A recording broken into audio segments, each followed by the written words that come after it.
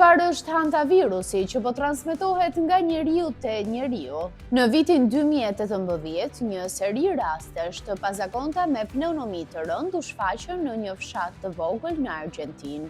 10 njerëz u sëmurën rënd dhe brenda pak javësh 11 persona humbën jetën. Shkaku ishte një variant shumë i rrallë i hantavirusit, i njohur si Andes. Ajo që i habiti ekspertët ishte fakti që ky variant dukej se transmetoi ndryshe nga shumica e hantaviruseve. E vetmja forma e hantavirusit që mund të transmetohet nga njeriu te njeriu. Gjatë hetimeve në atë kohë, ekspertët vuan re diçka të pazakontë. Një burr 68 vjeçar i cili kishte temperaturë dhe mori pjesë në një festë ditëlindjeje me rreth 100 persona dhe besohet se infektoi disa njerëz të tjerë brenda pak minutash. Ekspertët thonë se periudha ku një person është më infektues duhet të jetë shumë e shkurtër, pikërisht dita kur fillon temperatura. Por ajo që e bënte situatën edhe më të vështirë ishte fakti që simptomat mund të shfaqeshin vetëm pas 2 ose 3 javësh, duke e bërë shumë të vështirë gjurmimin e këtyre rasteve.